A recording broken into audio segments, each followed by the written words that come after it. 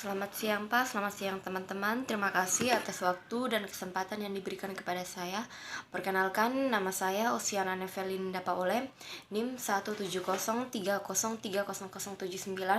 Saya dari kelas B semester 7. Di sini saya akan menjelaskan hasil review tugas ke-9 mata kuliah Perencanaan dan Kebijakan Sosial yang berjudul Korupsi, Kewirausahaan dan Kesejahteraan Sosial. Oke, baik. Di sini yang pertama saya akan menjelaskan tantangan besar kesejahteraan sosial. Satu, bangkitnya negara kesejahteraan. Negara kesejahteraan dikonseptualisasikan sebagai negara yang berkomitmen untuk memodifikasi permainan kekuasaan sosial atau pasar untuk mencapai kesetaraan yang lebih besar. Dalam sejarah belakangan ini, banyak negara maju telah berpindah dari status kesejahteraan menuju kesejahteraan masyarakat. Perbedaan antara ini adalah peran pemerintah. Pemerintah memainkan peran utama dalam negara kesejahteraan, sementara sektor swasta terlibat dalam masyarakat yang sejahtera. Terlepas dari siapa yang memberikan layanan, tujuan sistem kesejahteraan adalah untuk memberikan perlindungan sosial dan membantu mengurangi ketimpangan di masyarakat.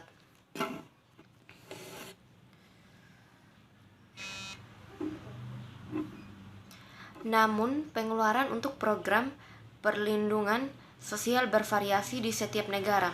Mencoba seperti yang dilaporkan oleh ILO tahun 2014, negara-negara Eropa Barat membelanjakan 2,2% PDB untuk tunjangan anak dan keluarga, sedangkan negara-negara Afrika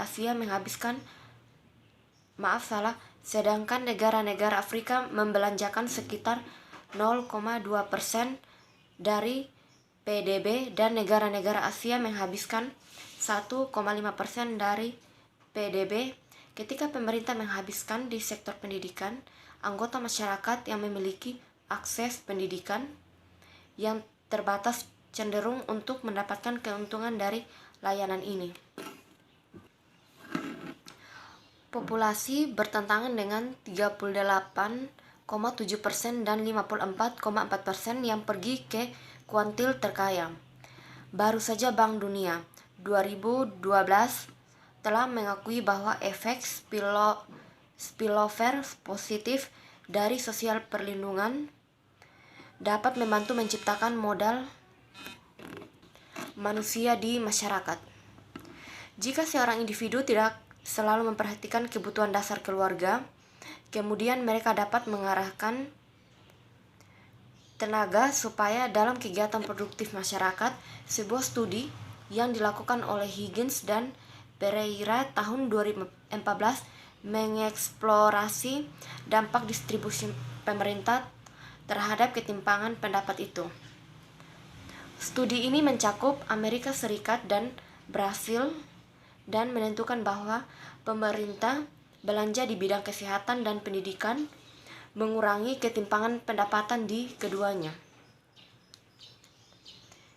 Namun, penelitian tersebut menyarankan bahwa hasil tersebut harus diambil dengan peringatan karena anggota kelompok pendapatan menengah dan atas pindah dari pendidikan publik dan layanan kesehatan menuju layanan swasta.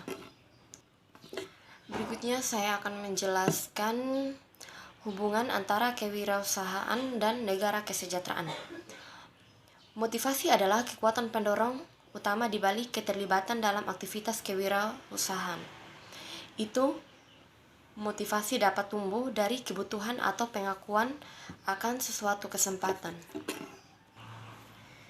Terlepas dari motivasi, ketimpangan pendapatan dapat terjadi. Faktor deterministik karena menentukan akses ke sumber daya yang diperlukan untuk kegiatan kewirausahaan, dan sumber kesejahteraan dapat mengurangi beberapa kendala yang ditimbulkan oleh ketimpangan pendapatan.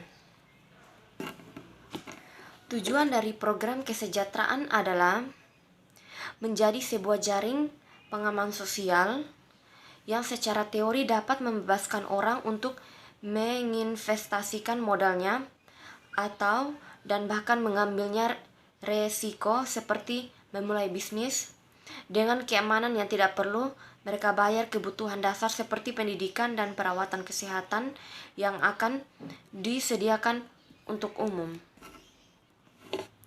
Agel tahun 1996 berpendapat bahwa program publik sebenarnya dapat mengurangi motivasi untuk menabung. Tabungan diperlukan untuk pertumbuhan ekonomi secara keseluruhan serta untuk kewirausahaan aktivitas karena tabungan adalah tempat modal keuangan penguasa.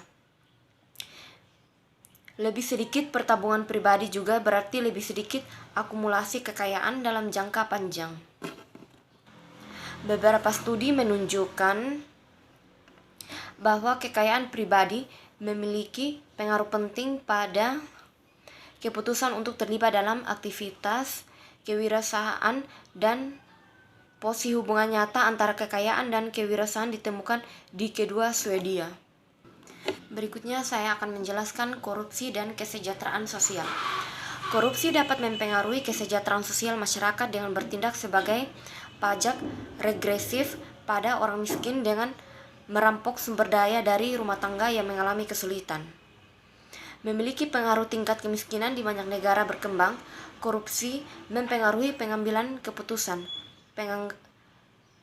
penganggaran dan proses implementasi kebijakan di sektor pemerintah, swasta, dan warga negara. Ketika otoritas pemerintah, ikatan menyalahgunakan kekuasaan mereka untuk keuntungan pribadi, warga negara gagal untuk menerima layanan yang mereka butuhkan atau permintaan. Berikutnya saya akan menjelaskan korupsi, ketimpangan pendapatan, dan kewirausahaan. Bisakah kewirausahaan membantu mengurangi ketimpangan pendapatan?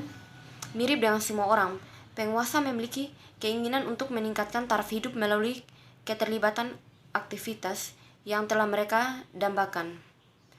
Kombinasi motivasi individu, kognitif, kemampuan, dan lingkungan kontekstual dapat membantu meningkatkan standar dan untuk mengurangi ketimpangan pendapatan di masyarakat.